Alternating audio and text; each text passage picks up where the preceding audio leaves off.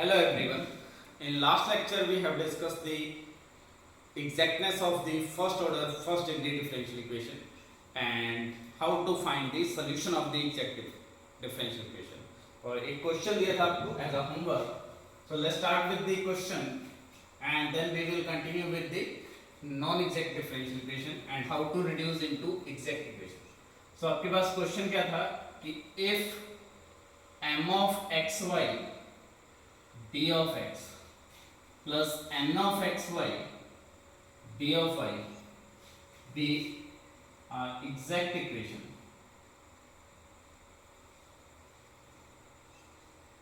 So if this equation is an exact equation, then first option था आपके पास the integral n dy plus the integral m minus partial derivative with respect to x n of dy whole integration d of x is equal to c is a solution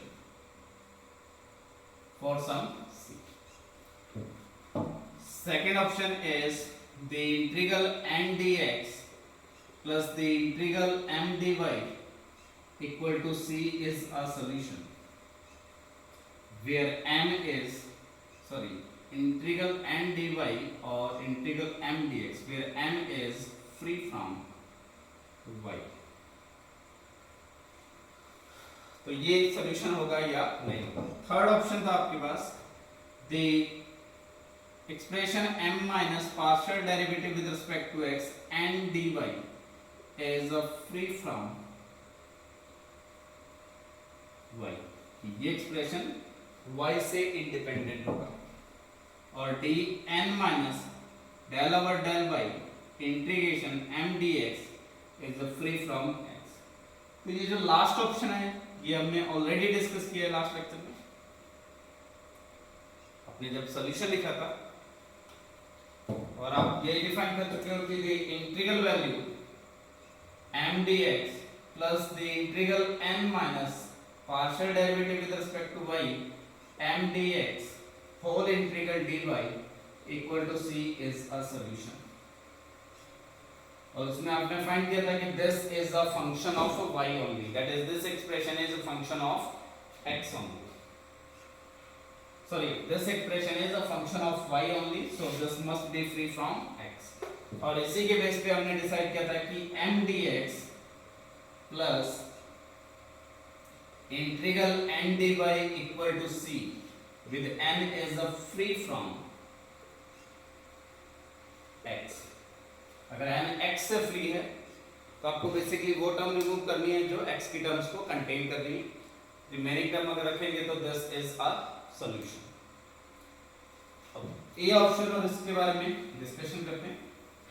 तो हमें given क्या है, this equation is exact equation और exactness का meaning क्या है, there exist a function f of xy such that the total derivative of this function is equal to m dx plus n dy equal to 0 और this value equal जो हमने exactness की definition दी थी. और यहाँ से इम्प्लाई किया था कि partial derivative of f with respect to x is equal to m, partial derivative of f with respect to y is equal to m. ये एक्सप्रेशन डिफाइन किया था.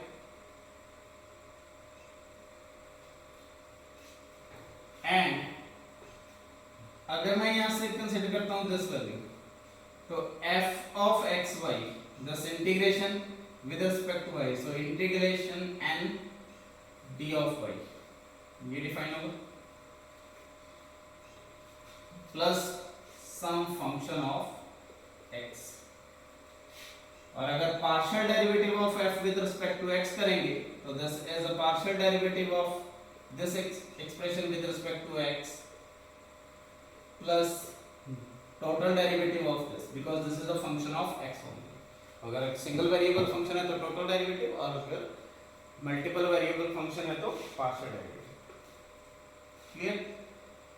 और ये वैल्यू किसको रिप्रेजेंट कर रहा है, m को. तो that is phi dash x आपके पास क्या आ गया, m minus partial derivative of x with respect integral n dy ये एक्सप्रेशन है. So m minus this quantity is a function of x only. यही आपके पास C ऑप्शन है. m minus this quantity is free from y. तो ये C option definitely. So D already discuss कर चुके हैं और C इस लास्ट एक्सप्रेशन से ट्रू है. तो यहाँ से phi x क्या आ जाएगा आपके पास?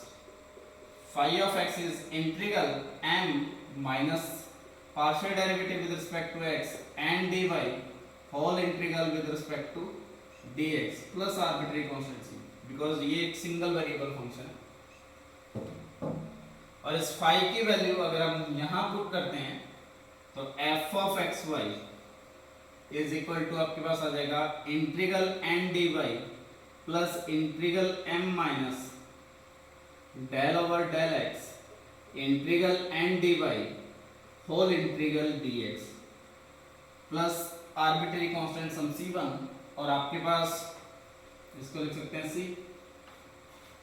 और आपके पास जो सॉल्यूशन आएगा f of x y is equal to c1, because इसको अगर बोथ साइड इंटीग्रल करोगे तो सॉल्यूशन एग्जिस्ट कर जाएगा.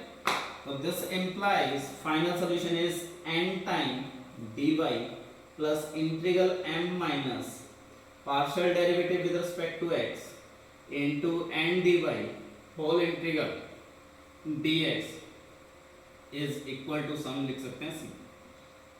So ये भी आपके पास सॉल्यूशन होगा. और इस m में से वो सारे टर्म रिमूव कर दें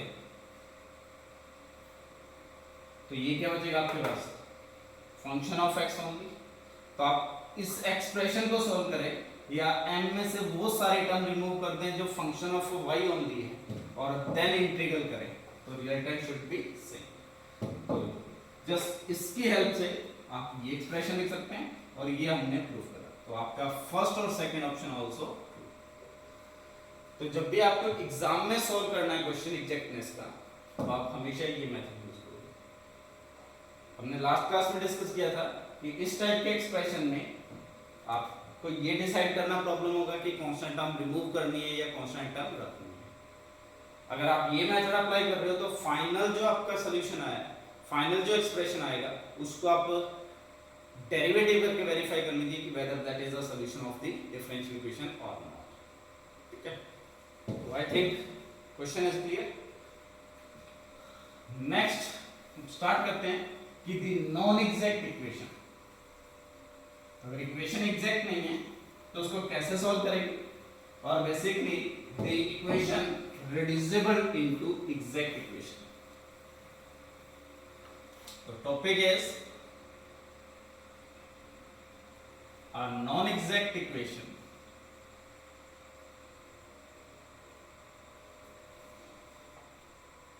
or reducible into exact equation.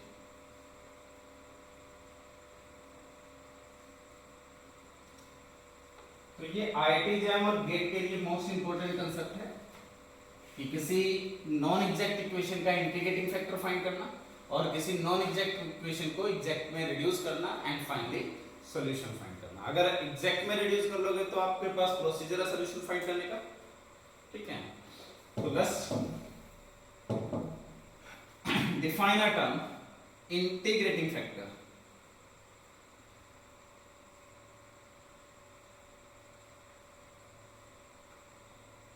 तो जस्ट नाम से क्लियर है integrating factor. So that is a factor which makes an expression to a integrable expression. अगर कोई एक्सप्रेशन नॉन एग्जैक्ट होने का मीनिंग क्या है? हमने लास्ट क्लास में डिस्कस किया था कि m dx plus n dy equal to 0 is exact.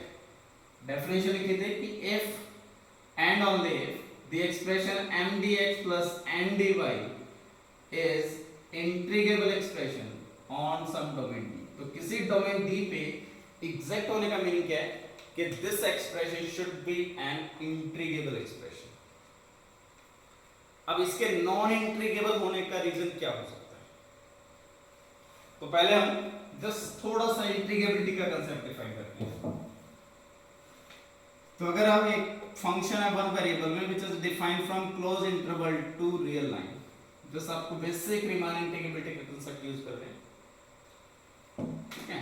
और P एक पार्टीशन है which is A equal to x naught x1 xn is equal to B, that is called a partition. Basically पूरे interval को कुछ सब intervals में divide करते हैं, और उसके बाद अज्यूम करते हैं कि आपके पास जो कर्व है वो से दिस इज द कर्व,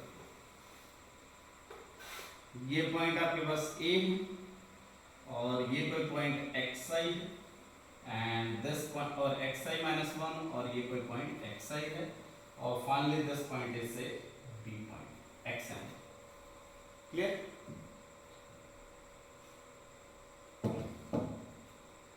सो अगर मैं एक नोटेशन डिफाइन करता हूं delta of xi, delta of xi का मीनिंग है xi माइनस xi माइनस 1।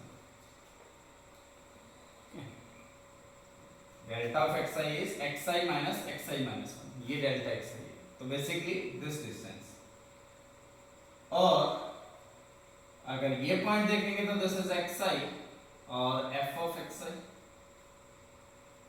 और अगर इस पॉइंट की बात करेंगे तो this is xi minus 1 f of xi minus 1, this point. और अगर ये रेक्टेंगल डिफाइन करते हैं तो area of this rectangle is height into width, तो f of xi height into width is delta of xi। सो ये इस एक्सप्रेशन का एरिया आएगा, ठीक है। अब अगर मैं ये इंटरवल्स का लेंथ रिड्यूस करना स्टार्ट करूं,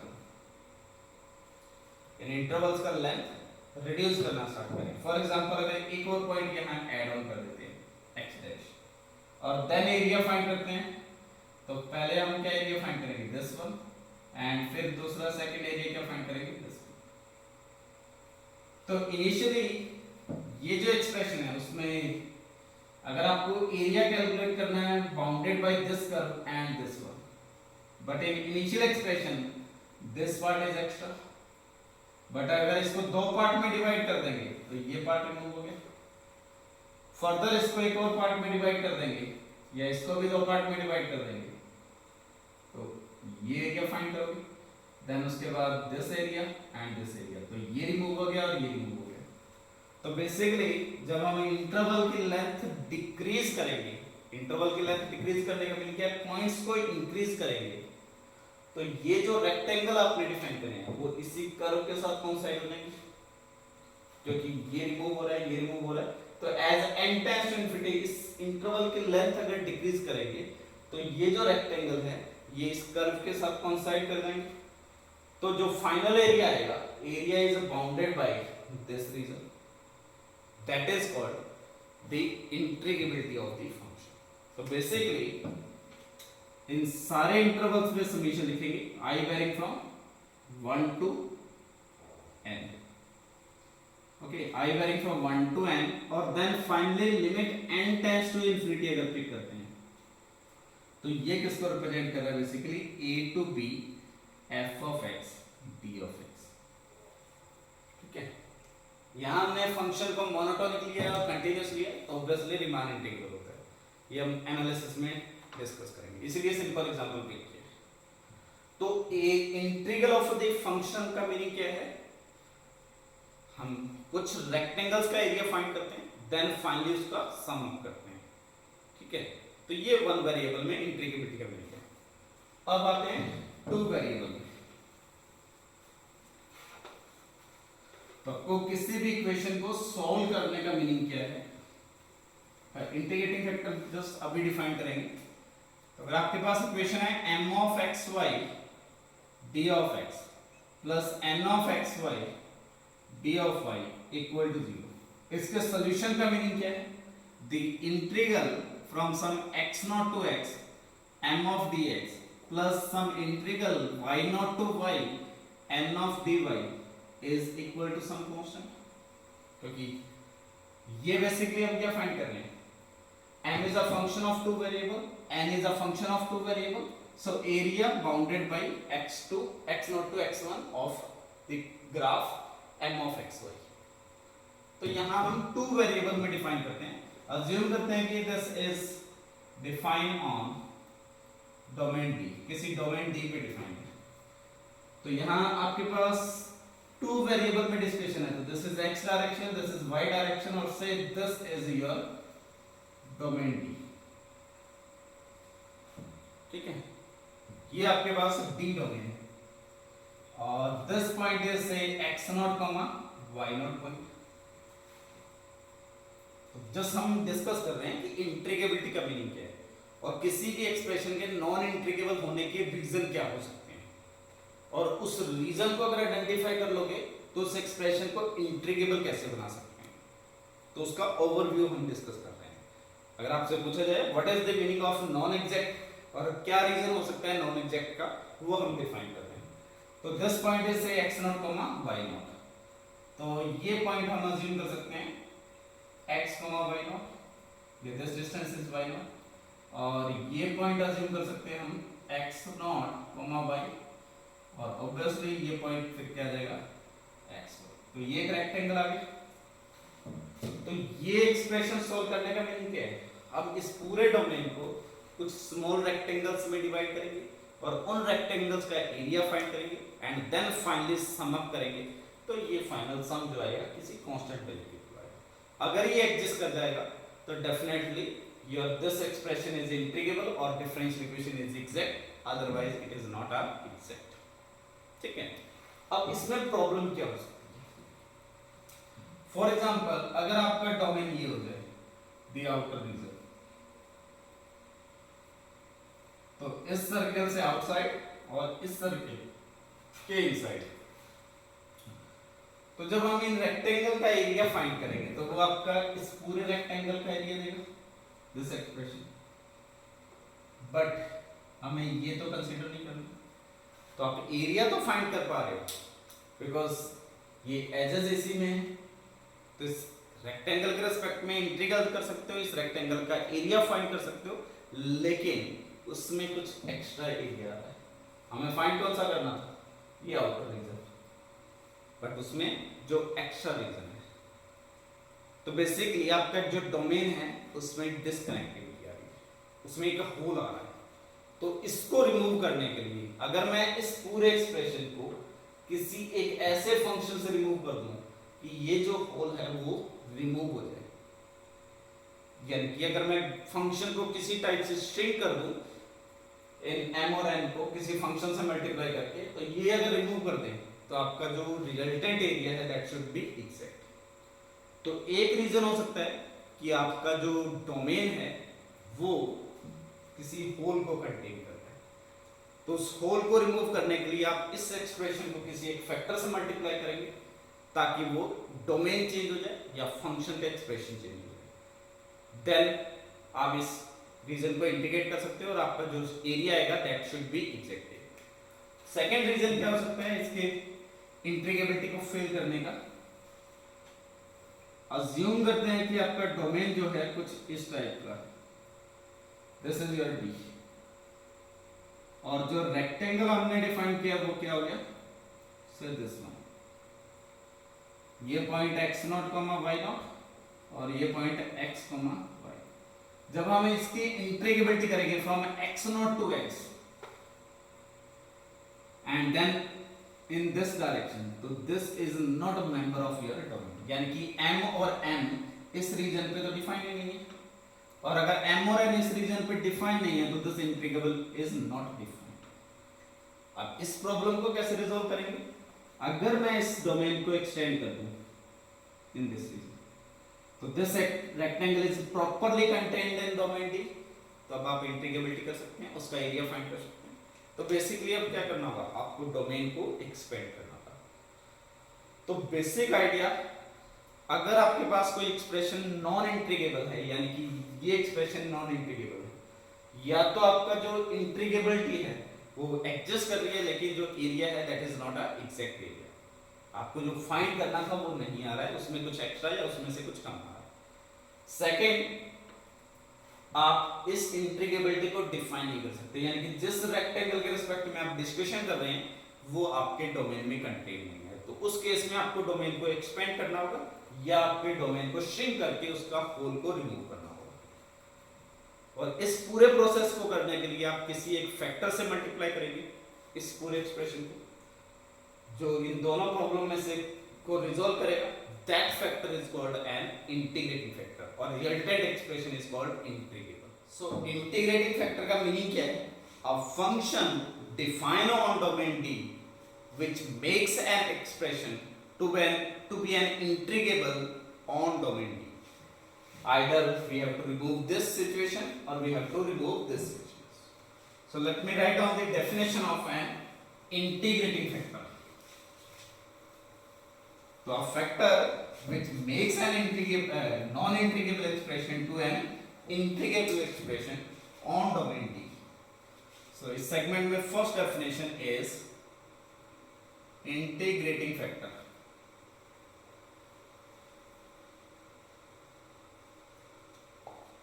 So a function phi of xy is called an integrating factor of the differential equation m dx plus and dy equal to 0. Obviously this should be non-exact equation. So a function phi of xy is called an integrating factor of this equation on D. तो जब भी आप integrating factor की discussion करेंगे तो with respect to domain D, if the expression phi of xy into m of dx plus n dy is integrable, that is this equation is exact equation. तो जब भी आप इंटीग्रेबिलिटी की बात करेंगे तो उसका मीनिंग क्या है? This expression should be an exact equation. Simple definition. एक एग्जांपल पिक करते हैं. अगर आपके पास इक्वेशन है x dy minus y dx is equal to 0. So x dy minus y dx equal to 0. Simple equation. तो इस केस में m की value coefficient of x which is minus y और n is coefficient of dy which is x. तो obviously m of y जब find करेंगे तो -1, n of x find करेंगे तो this is 1. Implies my not equal to nx, so this equation is non-exact. ठीक है? So this differential equation is non-exact. Simple. Next, अगर मैं एक फंक्शन फिक्स करता हूँ phi of xy और phi 1 xy which is 1 upon x square. Definitely this is defined for all x not equal to 0 and y. Y can be anything but x should be non-zero. इस function से अगर इस equation को multiply करते हैं तो whether your resultant equation is exact और not. तो phi 1 that is 1 upon x square into x dy minus y dx is equal to 0. ये इक्वेशन आएगी. Now if this equation is exact then there is a function so that whose total derivative is this one.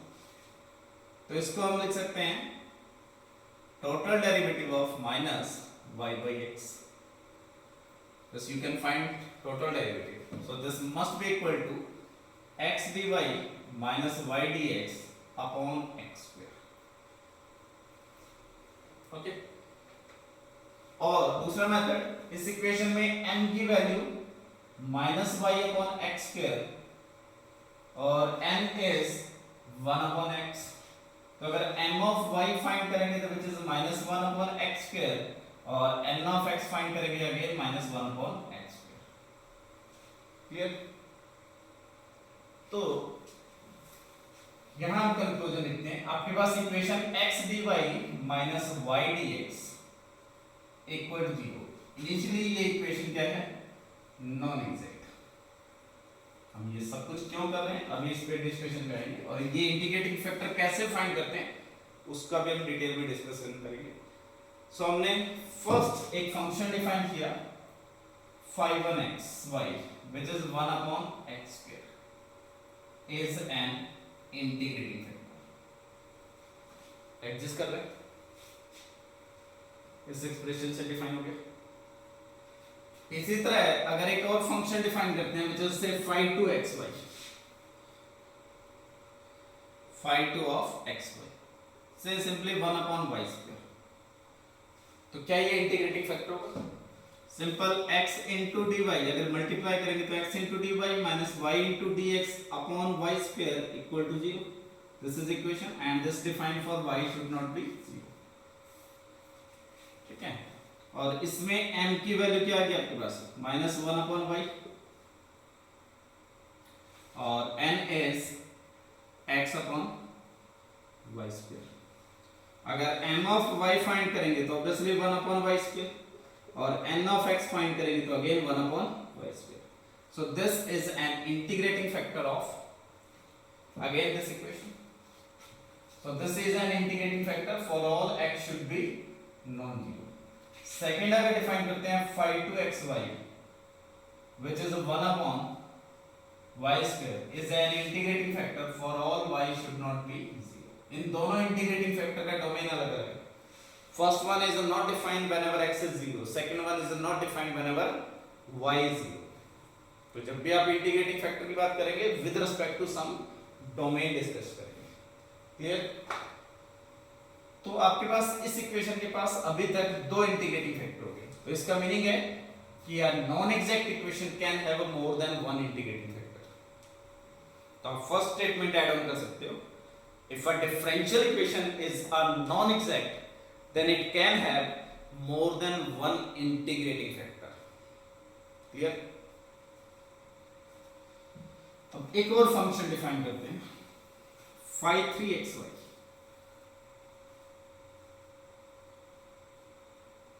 which is say 1 upon x square plus y square, और ये function for every xy define है because denominator is non-zero।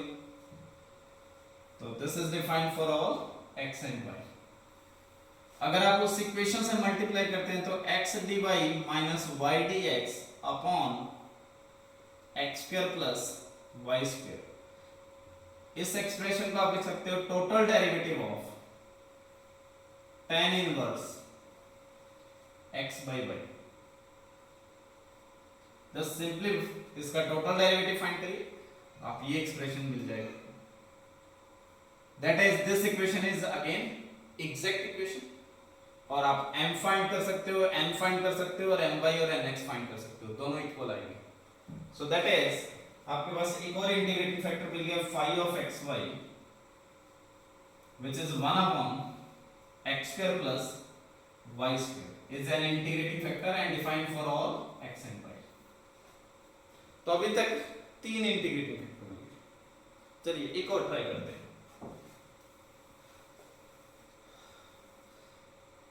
Fourth one phi 4xy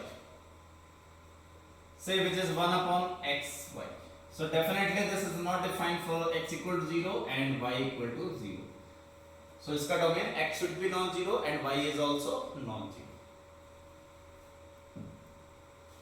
अब इस factor को अगर multiply करते हैं equation से तो equation is x dy minus y dx upon x into y, whether this is exact or not।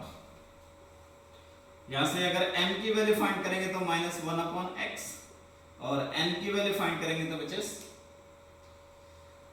1 upon y। so my अगर देखेंगे तो 0, n of x देखेंगे तो भी 0। that is this is equal my equal to nx। so this equation is exact equation। ये आप total derivative की form में भी एक्सप्रेस कर सकते हैं। तो we have another integrating factor say phi 4xy which is 1 upon x into y for all x should be non-zero and y is also non-zero। clear? तो आपके पास एक इक्वेशन के पास चार इंटीग्रेटिंग फैक्टर तो मिल गए। तो अब क्वेश्चन है कि if mx m dx n dy equal to 0 be a non-exact equation, then a number of integrating factor of this equation कितने होंगे? First question. सेकेंड, phi 1 और phi 2 एक दूसरे पे डिपेंडेंट नहीं है. डिपेंडेंसी और इंडिपेंडेंसी का मीनिंग क्या है? Two functions are dependent if and only if they are constant multiple of each other. phi 1 जो है वो फंक्शन ऑफ x ओनली है और phi 2 is a function of y only. तो definitely they are not depending on each other, और we can say that all these functions are independent to each other. तो आपके पास इस equation के पास at least 4 linearly independent integrating factor है. तो question is, first question, for any non exact equation how many integrating factor can be? Finite, infinite, at least 1, at most 1, or depending on the differential equation. Second, for a non-exact equation, how many linearly independent integrating factor? ठीक है. और third question जो हो सकता है, for a non-exact differential equation, how many integrating factor which are function of some particular value? For example, number of linearly independent integrating factor of this equation which are function of x only and defined on domain D. Similarly, number of linearly independent integrating factor of this equation which are function of y only. तो basically particular type के कितने integrating factor होगा? तो आपने कुछ already calculation करी होगी BSc MSc में कि अगर आपके पास my minus nx upon m is a function of x only or upon n, this is a function of x only, तो there exists an integrating factor e to the power fx or dx. ये आप already पढ़ के आए हैं. हम discuss करेंगे क्यों आता है, कैसे आता है, बट अभी तक आपने याद किया हुआ है. कुछ इस टाइप के फॉर्मूले याद करे होंगे. why this formula? और ये जो integrating factor that is a function of x only. तो आपके पास नेसेसरी कंडीशन क्या है function of x only exist करने के लिए? ये फंक्शन, ये वैल्यू क्या होनी चाहिए? Function of x. तो इन जनरल हम फाइंड करेंगे इस कंडीशन. तो पहले फर्स्ट क्वेश्चन का आंसर कि किसी भी नॉन एग्जैक्ट इक्वेशन के पास कितने इंटीग्रेटिंग फैक्टर हो सकते हैं. So if m dx plus n dy equal to 0 be a non exact equation. ठीक है. कैसे इंटीग्रेटिंग ये फैक्टर आए हैं उस पे आगे जाके डिस्कशन करेंगे. So if this equation be a non exact equation,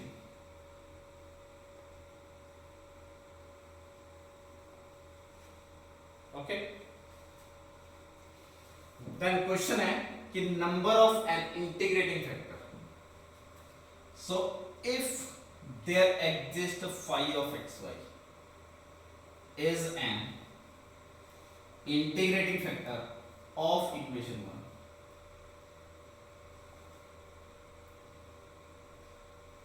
ठीक है. नॉन एग्जैक्ट होने का मीनिंग है कि जो इसका गिवन डोमेन है उस पे ये इंट्रीगेबल एक्सप्रेशन नहीं है. ठीक है. तो आपको किसी ना किसी डोमेन पे इसको इंट्रीगेबल बनाना है. If phi of xy is an integrating factor of this given equation defined on domain D. So this obviously implies by definition phi of xy into m of dx plus n of dy is equal to 0 is exact equation. So this equation should be a exact equation. Clear? Now for any alpha belongs to r star, कोई भी non zero alpha pick कर लेते हैं. एक function define कर लेते हैं which is the psi of xy is equal to alpha time phi of xy. Definitely this is another function but dependent on phi.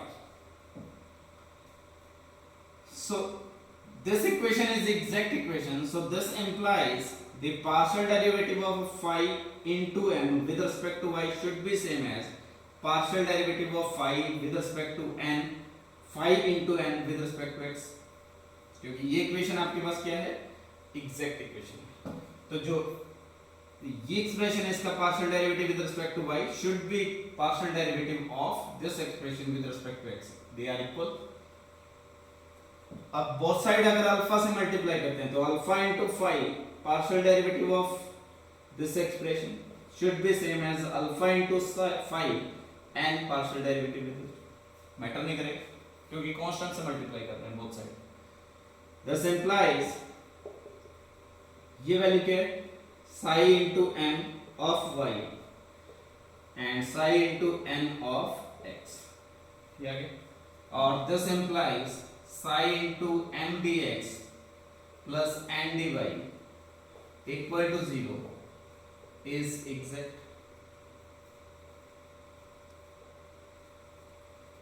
ठीक है, so this equation should be a exact differential equation। तो आपके पास यहां से क्या proof हुआ, if phi is an integrating factor, यानी कि इक्वेशन के पास अगर एक इंटीग्रेटिंग फैक्टर मिल गया किसी डोमेन D पे, अब उस डोमेन D पे अगर इंटीग्रेबल है, यानी कि अगर इस डिफरेंशियल इक्वेशन के पास सॉल्यूशन एग्जिस्ट करेगा तो डेफिनेटली किसी ना किसी एक डोमेन पे D पे इंटीग्रेबल होगा, और अगर किसी डोमेन D पे इंटीग्रेबल है तो उसके पास एक इंटीग्रेटिंग फैक्टर एग्जिस्ट करेगा। तो फर्स्ट इंटीग्रेटिंग फैक्टर एग्जिस्ट करने के लिए सॉल्यूशन होना जरूरी है किसी डोमेन पे। अगर किसी डोमेन पे सॉल्यूशन ही नहीं है, that is this is not integrable on any domain, तो definitely integrating factor does not exist. अब एग्जिस्टेंस, सॉल्यूशन के एग्जिस्टेंस की हम डिस्कशन करेंगे the existence and uniqueness chapter में, ठीक है। तो अभी तक आप फर्स्ट क्या लिख सकते हो, if this equation 1 is a non exact equation then it may और may not have an integrating factor, because अगर सॉल्यूशन एग्जिस्ट नहीं करेगा किसी भी डोमेन पे तो definitely it is not solvable, implies it is not integrable, ठीक है। तो a non-exact equation may or may not have an integrating factor defined on a domain D, ठीक है।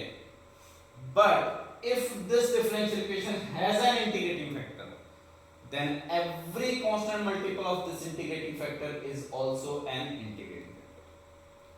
तो second statement, if the non-exact equation 1, this is 1, if the non-exact equation 1 has an integrating factor, then every constant multiple of this equation is also a integrating factor। तो अगर एक integrating factor exist करेगा तो इस equation के पास आपके पास कितने integrating factor होंगे, क्योंकि इस कांस्टेंट के लिए कितने चॉइसेस हैं, अनकाउंटेबल। तो कंक्लूजन क्या हुआ यहां से कि if a non exact equation 1 has an integrating factor, so this implies there exists infinite, or for all alpha belongs to R star, psi of xy, which is defined as alpha times phi of xy, is also an integrating factor। अगर एक भी integrating factor मिल गया तो उसका हर constant multiple हमेशा integrating factor होगा। तो यहां से हमारे पास कंक्लूजन क्या है, if m dx plus n dy equal to 0 be a non-exact equation। अगर ये equation non exact differential equation है then either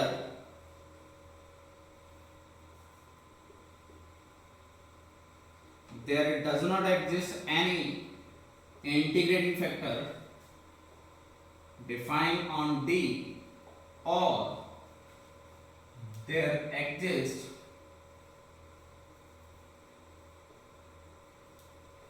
infinite,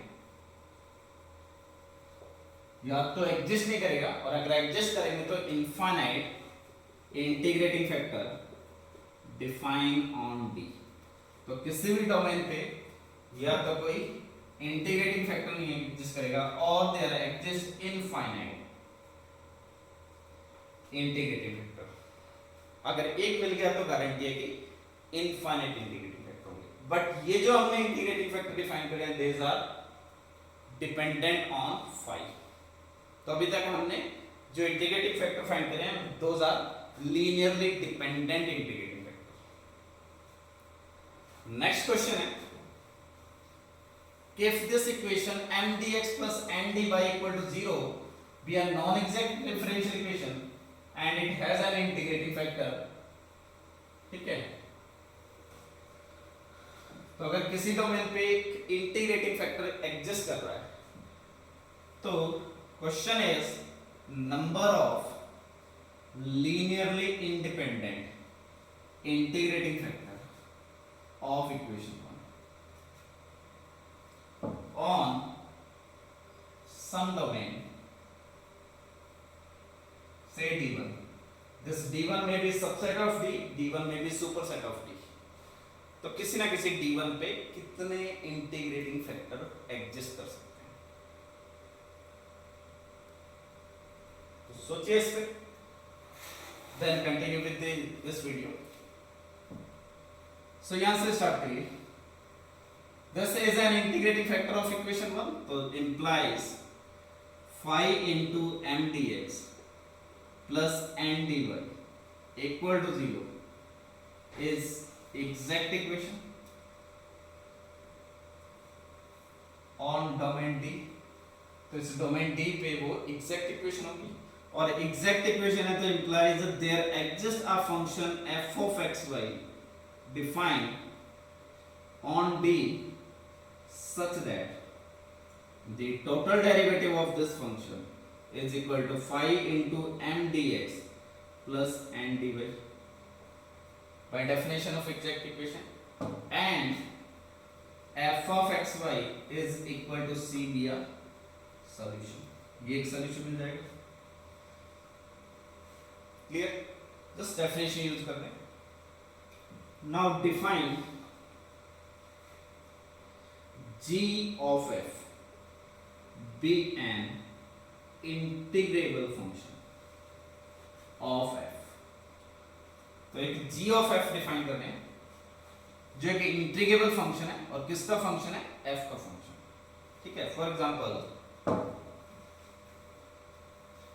आपके पास x dy minus y dx equal to 0 एक नॉन एग्जैक्ट इक्वेशन था, उसके पास एक इंटीग्रेटिंग फैक्टर एग्जिस्ट कर रहा था 1 upon x square, तो अगर इसको और 1 upon y square, तो इस एक्सप्रेशन को हम लिख सकते थे x dy minus y dx upon y square equal to 0 and which is equal to total derivative of x by y equal to 0।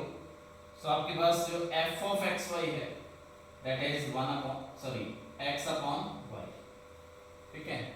तो इस केस में आप g क्या डिफाइन कर सकते हो? so if g of f define करना है तो that is g is a function of x by y।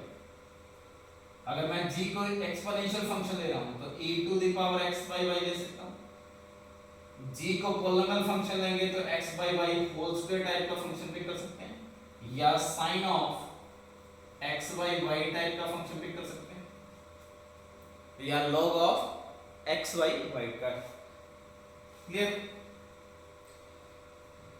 Then g of f into d of f ये फाइंड करते हैं, which is equal to phi time g of f into m dx plus n dy, ये है expression.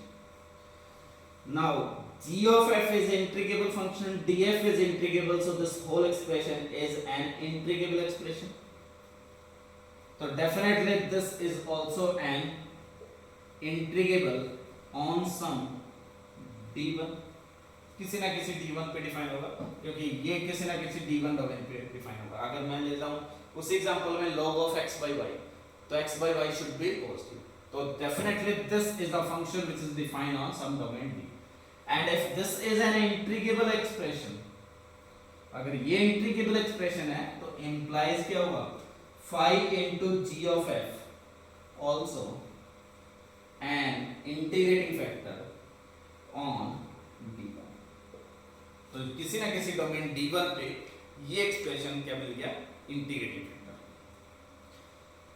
और ये जो g of f है वो क्या है? कोई भी इंटीग्रेबल फंक्शन है आर्बिट्ररी, तो इसके लिए कितने चॉइसेस हैं? इनफाइनाइट। और ऐसे कितने infinite arbitrary linearly independent function बना सकते हो? g ऑफ f को f ले सकते हो, g ऑफ f को f स्क्वायर ले सकते हो, g ऑफ f को f क्यूब ले सकते हो। तो डिफरेंट डिग्री के पॉलिनोमियल डिफाइन कर सकते हैं और ये सारे आपस में क्या होंगे? Linearly independent. तो there are infinite number of linearly independent such function g of f, और हर gf के रिस्पेक्ट में एक इंटीग्रेटिंग फैक्टर मिल जाएगा जो किसी ना किसी d1 पे डिफाइन होगा। तो पूरे किसी ना किसी d1 डोमेन पे इसके पास कितने लीनियरली इंडिपेंडेंट फैक्टर होंगे? इंटीग्रेटिंग फैक्टर होंगे। There are infinite linearly independent. तो कंक्लूजन क्या है? If this equation is be a non exact differential equation, if this equation be a non-exact differential equation and phi of x by is an integrating factor of differential equation d1, then there exists infinite linearly independent integrating factor of differential equation 1, which can be defined on some d1, d2, d3. Domain can be different, but there are always linear, infinite, linearly independent integrating factor of this equation. तो हमने 3 question पूछे थे। First question, total integrating factor कितने होंगे? They are infinite. Second, linearly independent कितने integrating factor होंगे? They are also infinite provided at least one exist. अगर एक एग्जिस्ट करेगा तो इनफाइनाइट। और थर्ड क्वेश्चन था किसी एक पर्टिकुलर टाइप के कितने इंटीग्रेटिंग फैक्टर होंगे? तो जैसे इस इक्वेशन में वो integrating factor which are function of y only, और ऐसे लीनियरली इंडिपेंडेंट इंटीग्रेटिंग फैक्टर कितने होंगे? ठीक है, तो नेक्स्ट पे आते हैं। या किसी भी नॉन एग्जैक्ट इक्वेशन का अगर कोई इंटीग्रेटिंग फैक्टर फाइंड करना है तो प्रोसीजर क्या होगा, तो वो डिफाइन करते हैं। So let m of dx plus n of dy equal to 0 be a non-exact equation. अगर ये differential equation non exact differential equation है और अज्यूम करते हैं कि phi be an integrating factor of equation 1, ठीक है, such that phi is function of v only. अब v की जगह अगर हम सिंपल x पुट कर देंगे तो phi is a function of x only. v की जगह अगर y पिक कर लेंगे तो phi is a function of y only. v की जगह x plus y पिक करेंगे तो that is phi is a function of x plus y only. तो बेसिकली टास्क क्या है कि आपके पास किसी एक पर्टिकुलर टाइप के कितने इंटीग्रेटिंग फैक्टर हैं और वो कैसे फाइंड करेंगे, ठीक है। तो हमने assumption ली कि this equation has an integrating factor which is function of v only. So this implies phi of v, और जो v है वो क्या होगा? Also function of x and y. या v क्या हो सकता है? x plus y, v क्या हो सकता है? x into y, v हो सकता है x square plus y square, और v simply x हो सकता है, v simply y हो सकता है। तो वो भी क्या है? x और y की फॉर्म में कुछ ना कुछ वैल्यू होगी। तो this implies this phi of v into m dx plus n dy is equal to 0. This equation should be exact differential equation. ठीक है? So this equation must be an exact differential equation. और अगर ये equation exact है तो this implies phi of v into m, the partial derivative of this expression with respect to m should be same as partial derivative of this expression with respect to n. ये दोनों same होने चाहिए, ठीक है। I think आपको little bit heavy लग रहा होगा चीजें, बिकॉज आपने अभी तक जो प्रोसीजर पढ़ा है वो सिर्फ एग्जैक्टनेस के मेथड पढ़े, कुछ इंटीग्रेटिंग फैक्टर फाइंड करने के मेथड पढ़े हैं। इसका मीनिंग ऑर्डिनरी डिफरेंशियल इक्वेशन नहीं है। ऑर्डिनरी डिफरेंशियल इक्वेशन और एग्जैक्टनेस का मीनिंग है कि आप उसके बारे में ब्रॉड एनालिसिस करो कि कितने इंटीग्रेटिंग फैक्टर होंगे और किस टाइप के इंटीग्रेटिंग फैक्टर हो सकते हैं और कब इंटीग्रेटिंग फैक्टर एग्जिस्ट करेगा। ठीक है, तो इसी चीज को हम एनालाइज करते हैं। आपका टास्क ये नहीं होना चाहिए कि बस एक फॉर्मूला दिया है, याद किया और सॉल्व किया question. That is not the method for learning. Okay, so this one is phi is a function of v and partial derivative with respect to y करना है, तो क्या होगा? So d of v upon d of phi upon dv and partial derivative of v with respect to y. Phi is a function of v, तो इसका total derivative और जो remaining है उसका partial derivative into m plus phi v can be same into partial derivative of m with respect to y.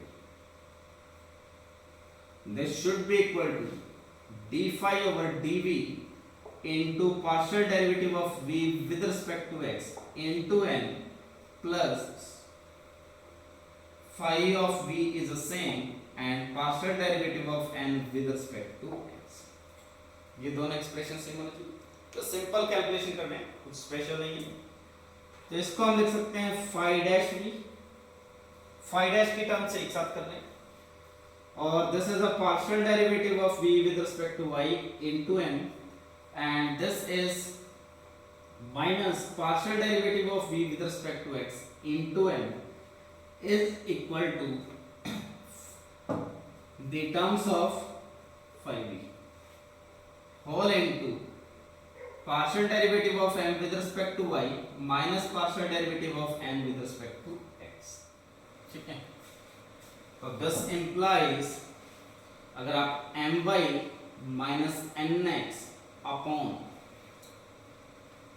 my minus nx upon अगर find करते हैं v of x into n minus v of y into n, v of x into n and v of y into m.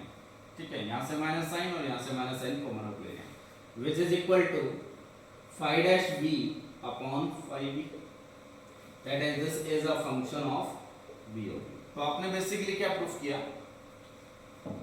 If this equation has an integrating factor which is a function of v only, so definitely this expression is also function of v only. Or similarly you can prove converse part. If this expression is a function of v only, then there is an integrating factor which is function of v only. और हमें find क्या करना है? phi v. तो इसको अगर simplify करेंगे तो this implies phi of v is equal to some alpha time integration e to the power integration f of v d. It's just simple integration. और every constant multiple of an integrating factor is integrating factor. तो इसको मैं alpha को रखूं या remove करूं matter नहीं करेगा, इसका कांस्टेंट मल्टीपल हमेशा क्या रहेगा? Integrating factor. सो कंक्लूजन क्या हुआ? If this equation is a non exact equation, then there exists an integrating factor which is function of v only, say phi v. If and only if the expression my minus nx whole upon partial derivative of v with respect to x into n and partial derivative of v with respect to y into m is equal to function of v only. तो आपके पास function of v only का integrating factor कब मिलेगा? जब ये expression function of v only type होगा, और दिस इंप्लाइज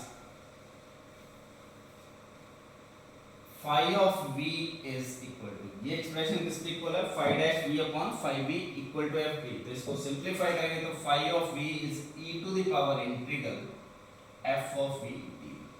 तो जब भी आपके पास कोई भी एक इंटीग्रेटिंग फैक्टर मिलेगा which is a function of v only, तो वो इसी टाइप का एग्जिस्ट करेगा, या इसका कोई कांस्टेंट मल्टीपल होगा, ये डिसाइड किया.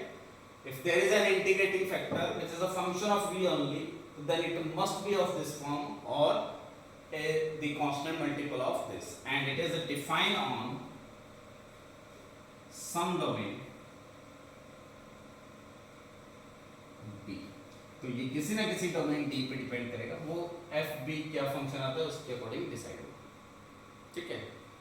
तो अब यहाँ से क्वेश्चन का फॉर्मेट क्या हो सकता है, जैसे अगर आपको कोई एक इंटीग्रेटिंग फैक्टर फाइंड करना है किसी इक्वेशन का which is a function of x only, तो हम v को क्या पुट करेंगे x, the integrating factor which is a function of x only. तो अगर v को x पुट करते हैं तो partial derivative of v with respect to x is 1, partial derivative of v with respect to y is 0, implies this expression my minus n of x upon v of x into n minus v of y into n। तो ये आपके पास आ जाएगा my minus n of x upon n, और it should be function of v only, function of x only। तो this implies e to the power f of x dx is an integrating factor. ये आप BSc MSc में पढ़ते हैं, if this expression is the function of x only then this must be a integrating factor. तो आप इस method से किसी भी कैटेगरी का इंटीग्रेटिंग फैक्टर फाइंड कर सकते हैं। सिमिलरली अगर v इज y फाइंड करें, यानी कि वो integrating factor which are function of y only करना है, तो v of x obviously 0, v of y हमेशा क्या रहेगा 1, v of x is 0 and v of y क्या रहेगा 1, implies m of y minus n of x upon vx 0 vy 0, so upon minus n is equal to function of y only। आप जो books में पढ़ते हैं that is nx minus my upon m is a function of y only, so this implies integrating factor is e to the power fy dy। तो एक integrating factor मिल जाएगा विच is a function of y। और अगर आपको कोई integrating factor find करना है which is a function of x into y, ऐसा integrating factor which is a function of x into y, तो इस केस में v ऑफ x क्या हो जाएगा y and v of y equal to क्या हो जाएगा x, so this expression is my minus n of x whole upon vx is y into n minus vx is x, so x m equal to function of v, और implies integrating factor is e to the power fv, और v की value क्या है यहाँ x into y। तो आप किसी भी कैटेगरी का कोई भी इंटीग्रेटिंग फैक्टर फाइंड कर सकते हैं। तो जब आपके पास अगर ऑप्शन दिए हुए हैं तो ऑप्शन वेरीफाई करेंगे कि किस टाइप का फंक्शन पूछा गया है, उसके अकॉर्डिंग आप ये एक्सप्रेशन सॉल्व करेंगे, then integrating factor must be, ठीक है। Let's write down one of the question।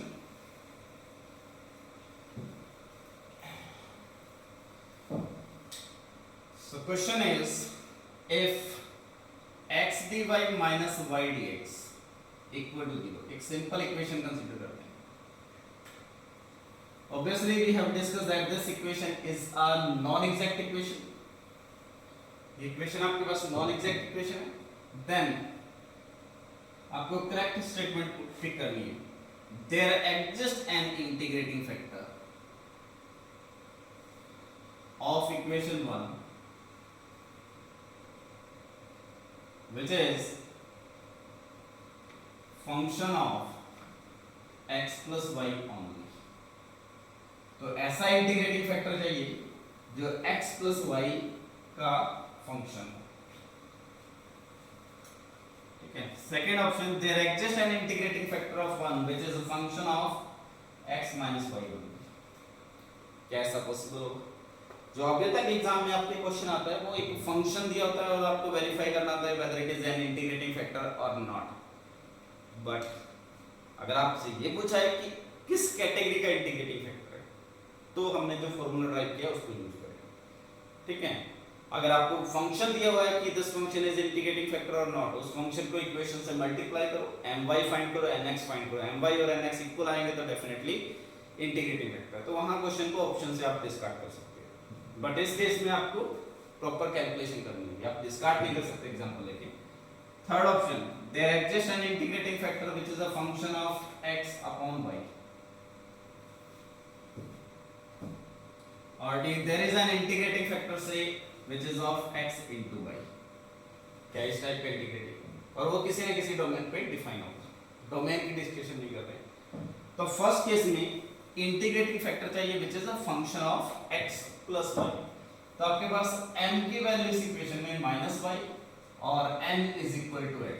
तो सबसे पहले आप एक्सप्रेशन फाइंड करेंगे my minus nx। so my is -1, nx is 1, so overall value is -2। उसके बाद आपको एक्सप्रेशन फाइंड करना है my minus nx upon v of x into n minus v of y into n।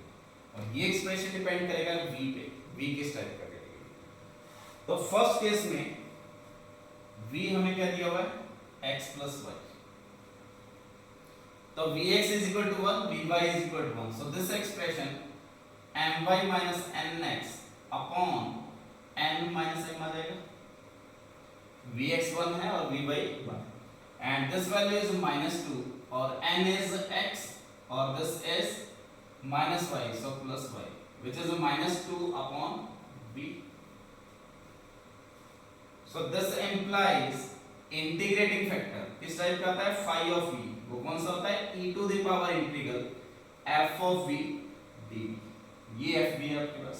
so this implies e to the power -2 1 upon v dv और इसको simplify करेंगे तो 1 upon v square that is 1 upon x plus y whole square। तो guarantee है कि there exist an integrating factor which is a function of x plus y। और वो कौन सा इंटीग्रेटिंग फैक्टर होगा 1 upon x plus y whole square या इसका कोई constant multiple. So first option. Second option में v को हमें क्या पुट करना है x minus y। तो उस केस में my minus nx upon v of x into n minus v of y into m। so this expression is -2 upon vx is 1 and n is x और vy is -1 and m is also -y, so this is -1। ठीक है। so again this is -2 upon v, so this implies integrating factor is e to the power -2 1 upon v dv which is 1 upon v square, it is 1 upon x minus y whole square। so there again exists an integrating factor which is a function of x minus y और वो किस type का होगा 1 upon x minus y whole square या इसका कोई constant multiple.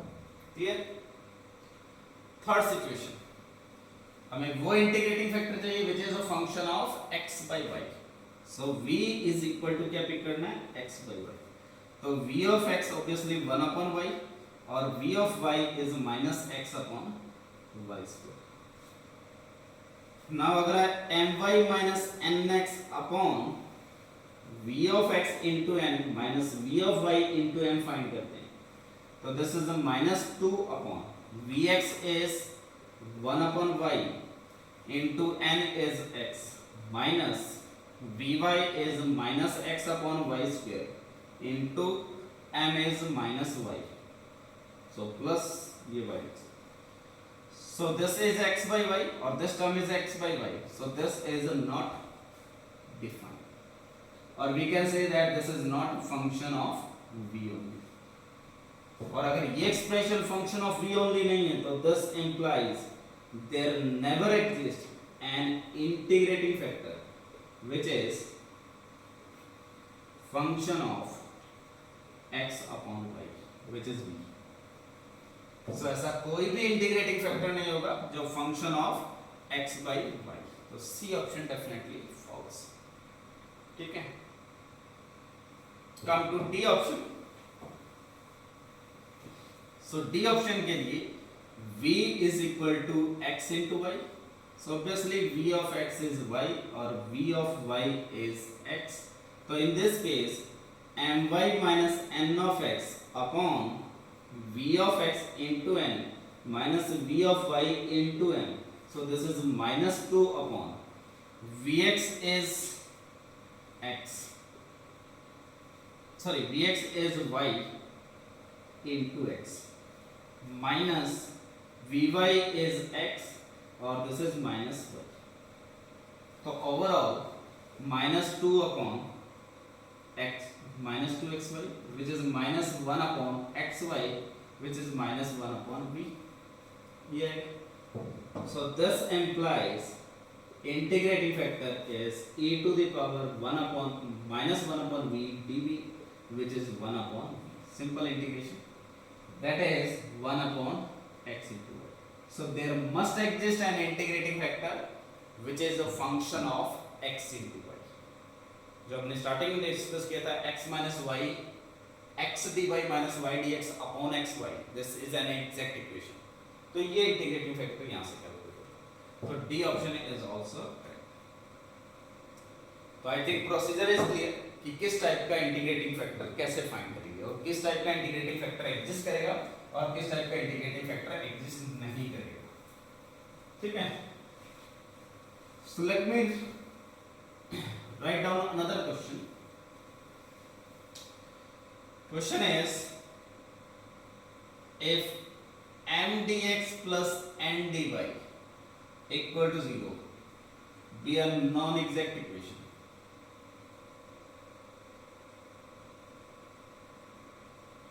ठीक है, then number of, this is notation for number, the number of linearly independent integrating factor of equation 1 which are function of v only, or v can be x, v can be y, or v can be x into y,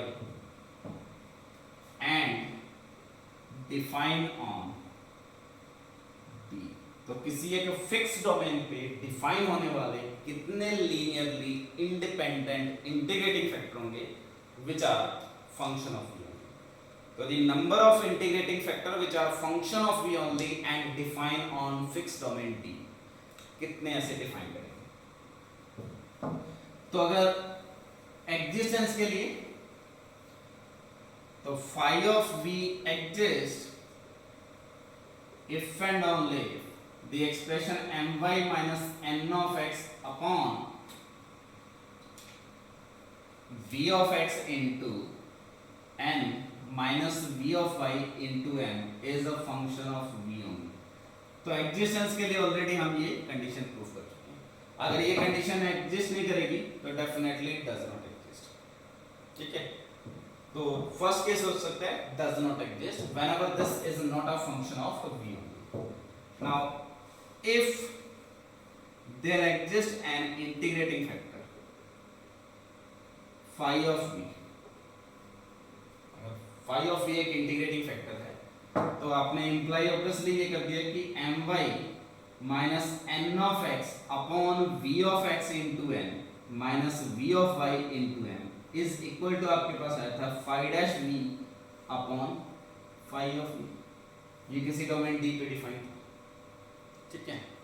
अगर कोई भी integrating factor इस type का है तो ये expression आएगी.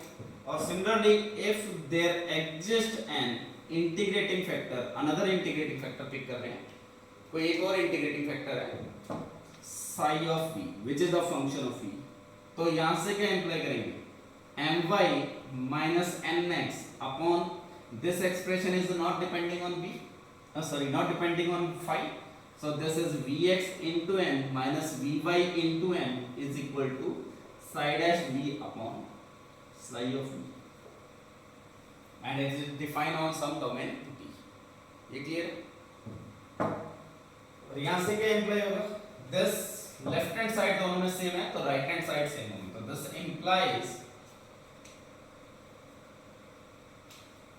phi dash of v upon phi of v should be same as psi dash v upon psi of v. ये हमेशा सेम होगा. आई थिंक क्लियर यहां तक. और बोथ साइड अगर इंटीग्रेट करेंगे इसको, so this value is log of phi of v is equal to log of psi of v plus some arbitrary constant c. So this implies phi of v must be equal to c times psi of v, or psi of v is must be equal to c times phi of v. That is these both function are constant multiple of each other. Clear? तो अगर आपके पास कोई भी ऐसा integrating factor है which is a function of v only and define on domain D, और उसके अलावा एक और इंटीग्रेटिंग फैक्टर है which is a function of v and define on domain D, then these both function are linearly dependent. तो linearly independent integrating factor कितने मिलेंगे? Either does not exist और if exist then it must be unique. ठीक है, तो इस question का answer अब क्या होगा? Number of linearly independent integrating factor of first equation which are function of v only and defined on domain D is at most 1. At most 1. So this is the answer of this question.